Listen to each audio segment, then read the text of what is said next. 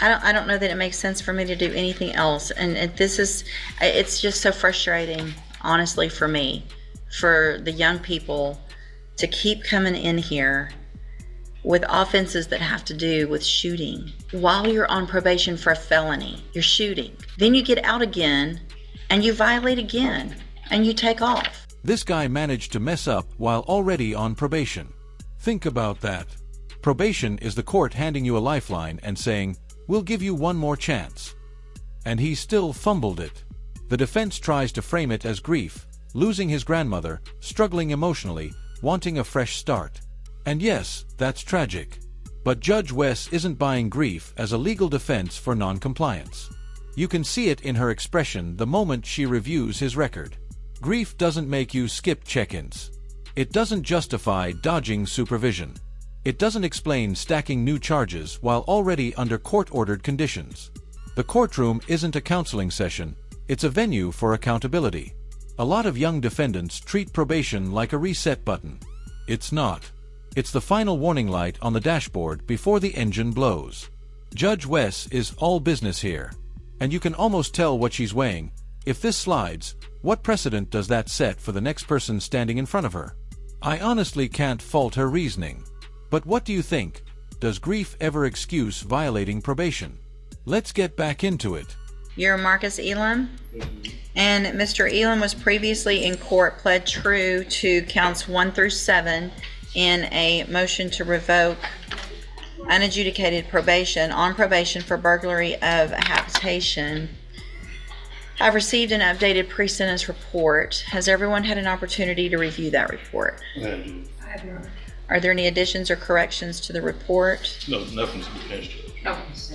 And it was unagreed. Mr. Lewis, you may proceed. Judge, this is a situation where it's no doubt that Mr.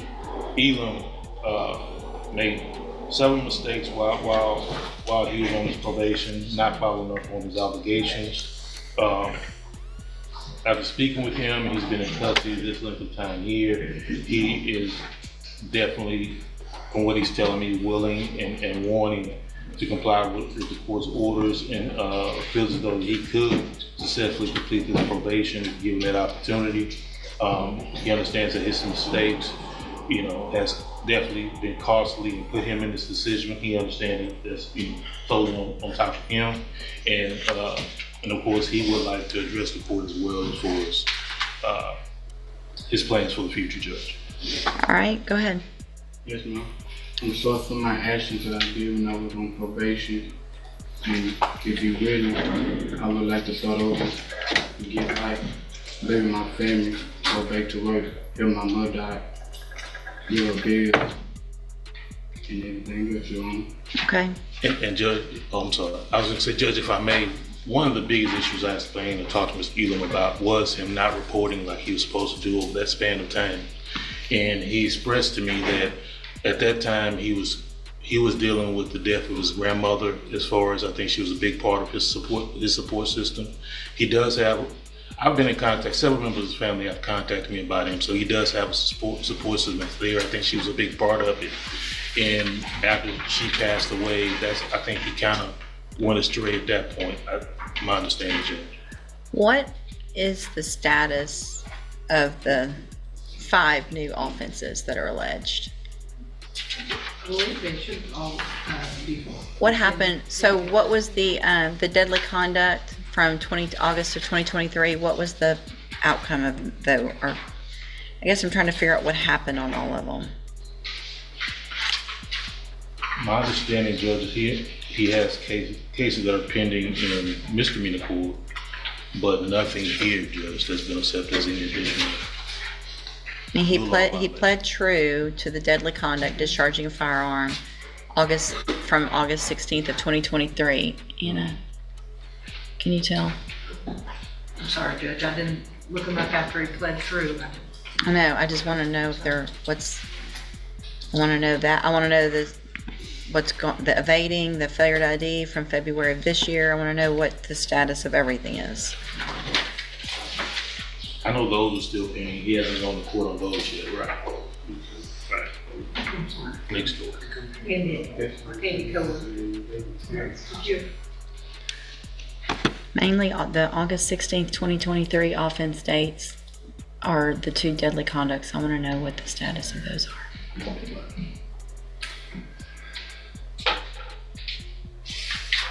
Which, And PCs, if you can find them.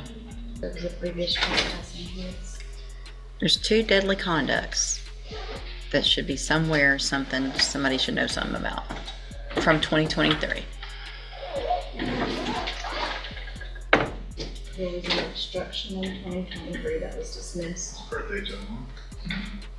I don't have anything on deadly conducts. What's the offense date of that one? The 2023?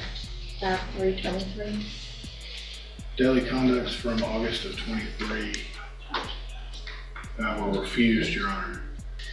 Do you have any, I guess if they were refused, you don't have any documentation or a PC I or? might be able to see a reason, Your Honor, for the refusal. I'm pulling that up right now. Thank you. This guy somehow managed to mess up while already on probation. How do you even pull that off? Probation is the system handing you a lifeline and saying, "We'll trust you one more time." And he still dropped it. The defense tries to reframe it. Grief, loss of his grandmother, emotional struggle, wanting a clean slate. And yes, that's unfortunate. But grief doesn't override court-ordered conditions. Judge Wes makes that clear without even having to say much. The moment she reviews his record, the sympathy meter hits 0. Grief doesn't make you miss check-ins. It doesn't justify dodging supervision. It definitely doesn't explain stacking new charges while already under supervision. The courtroom isn't therapy, it's accountability. Too many young defendants treat probation like a reset button. It's not. It's the flashing warning light before the consequences get real. Judge Wes is strictly business here. You can almost see the calculation. If this slides, what precedent does that set for the next person standing there? I can't blame her reasoning at all. But what do you think? Should grief ever excuse a probation violation? Let's jump back in. I mean, he pled true to it, so obviously there's that. All right, Ms. Malfino, what's the state's position? Judge, I'm kind of torn on him. Obviously, the concern is the length of time he absconded. I mean, it wasn't just a month or two. They looked for him for almost 2 years, a year and a half at least. And in that interim time period, regardless of them having been filed or refused or whatnot by the intake division, he has pled true to at least the court standard of having committed all of those new offenses while on probation. Although he has no felony convictions, it looks to me like you ordered him to ISF cognitive in 23. Mr. Lewis had made mention that he never went. I don't know if they didn't have a bed for him and eventually he timed out of that, or something happened and the new offenses came up and they wouldn't take him. I think when he had the prior MTRP, I don't know if it was at the new case or a prior MTRP, I'm not sure, but ISF was ordered, but at some point, I guess he timed out or something because he was released from the jail. Do you have a record of that? He hasn't been. He wasn't able to due to pending legal issues at the time, and he was ordered to complete moral recognition therapy in lieu of, but he never. So it was the new offenses that were holding him up. Correct. It looks like there was a non-prosecution affidavit on that assault family violence, which is why it was He pled true to it. correct. So, I just want to let you know that's yes, why it wasn't. perfect, thank you. So there was a motion to revoke back in 2023. And I'm guessing continued on probation in August or sometime, right? Or did we never do anything on that because then it was amended, first amended? That's the one who's ordered ISF. In March of 23, he pled true to that March. assault family violence, the deadly conduct, obviously before it was refused, and you ordered him to ISF cognitive, plus the MRT program. And subsequently, there was another MTRP. Right. So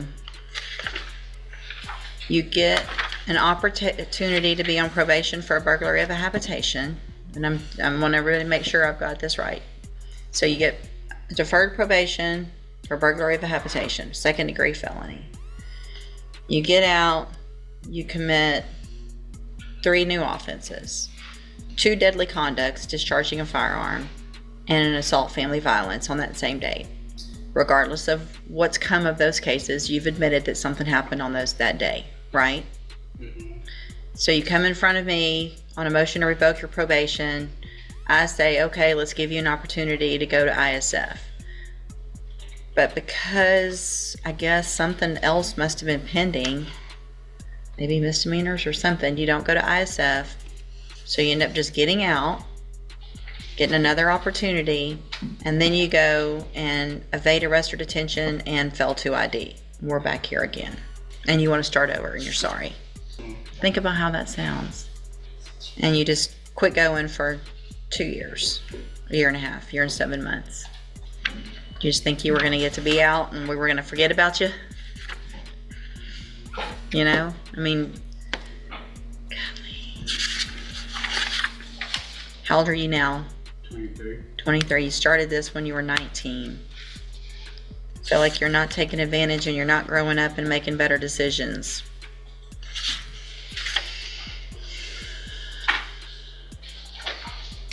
And I think Ms. Fizes tried to work with him when he would show up to work with her. So, I mean, I don't object to revocation, Judge, and any opportunity that we've given him. I mean, I don't